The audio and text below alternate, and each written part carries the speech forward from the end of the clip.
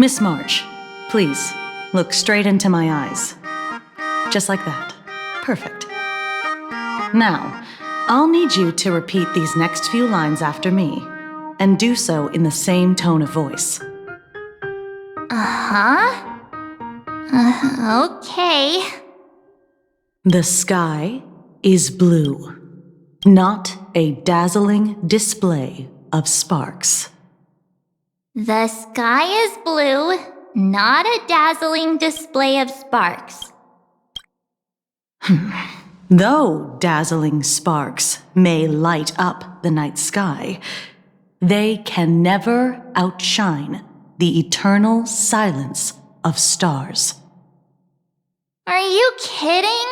That's one sentence? Okay, though dazzling sparks may light up the night sky,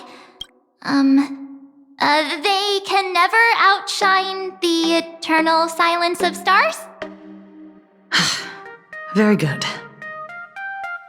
Very good. The internet is both an umbilical cord and a waste duct for the mind, through which humanity's thirst for elation gave birth to the twisted Sparksy. Whoa there! That's a bit much. Maybe he can be the one to say it?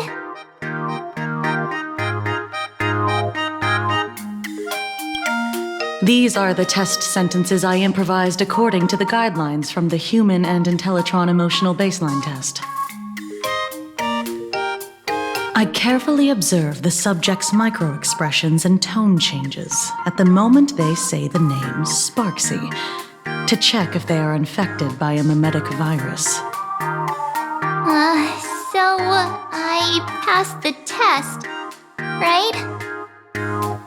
Given how fascinating your reaction was, I clearly don't need to worry about you. Should you find yourself experiencing any livestream addiction withdrawal symptoms later, feel free to contact the Department of Aberration Defense staff. We'll provide you with a series of corrective behavioral treatments. You're handling this like a real pro, Miss Kuchiba. Has this kind of thing happened before? It's impossible to predict what will happen during the Phantasmoon Games. Once, a supplicant reversed the definitions of truth and lies, which nearly caused massive civil unrest. After that incident, we incorporated mimetic treatment into the Department of Aberration Defense's emergency safety protocols. Sparksy Khan didn't cause any casualties this time. But if your partner hadn't stopped Sparksy from spreading the virus, she might have turned into a calamity-level aberration. Without proper containment measures, a calamity-level aberration can destroy dozens of cities as it spreads. That's the scale we're talking about. That's the Department of Aberration Defense's term for them. It usually refers to imaginae infused with wish power who have lost control and begun to run amok. Over time, though, it's become a label that gets slapped onto any hazardous entity. You? An aberration? What are you talking about? Though, I gotta say, you do look pretty weird with that mask on. Don't tell me you're a Cosmicon collective player. The Department of Aberration Defense's hazard ratings are nothing like the power ratings in some card game. Right then, that's all for the required checkup. If you're interested in aberration calamity threat levels and how they're classified, you might want to take a look at this document. However, do bear in mind that causing damage of the aforementioned scale during the Phantasmoon Games will cause you to be classified as an aberration and dealt with accordingly.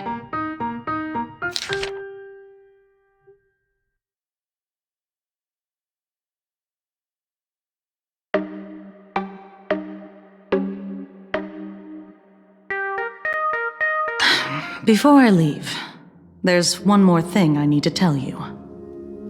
Remember Lyndon Scott? The man who served as your tour guide. He was murdered. What? Yeah, the Scott we knew was, a really tenacious opponent. We're sure. Both the ID and genetic information of the deceased match that of Mr. Scott's. You said he was once your opponent? You don't suspect us, do you? I wouldn't exactly call Scott a friend, but we'd never do anything like that to him.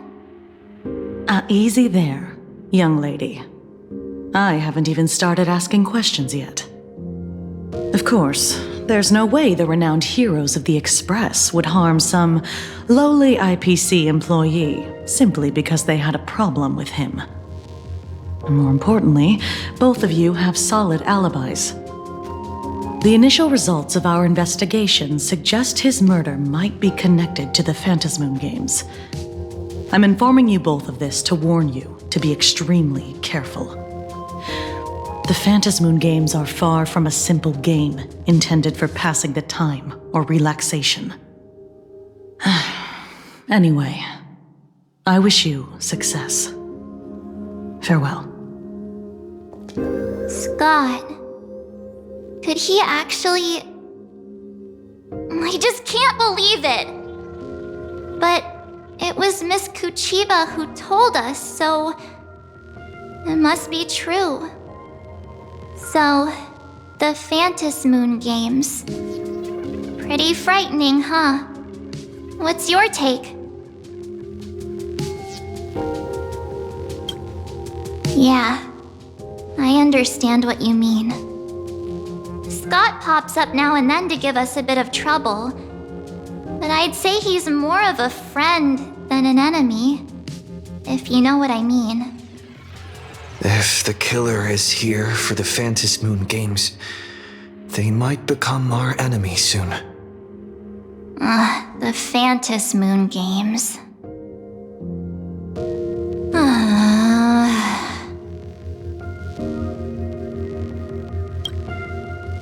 Good thing Himeko entrusted this mission to the two of us.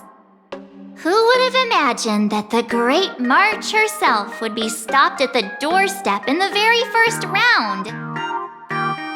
Forget it. I'm not like you. I was never hero material to begin with. Normally my hands can't even keep up with my brain when I play video games. You're definitely the right person for the Phantasmoon Games. It's just such a shame. We finally get a chance to vacation in Himeko's hometown, and I thought we'd make some happy memories together. But...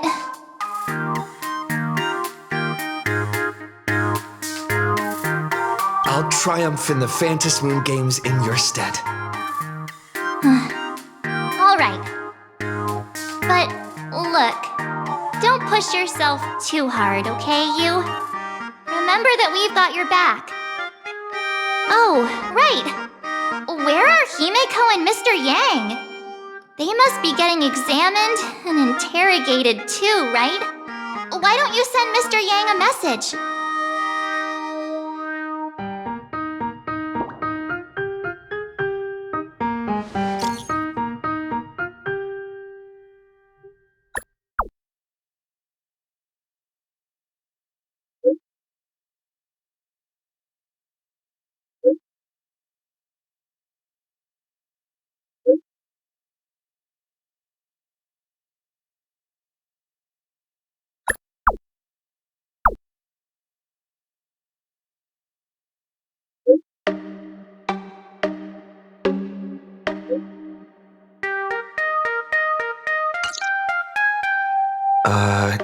Mr. Yang said he wants to hear what happened between Himeko and her dad.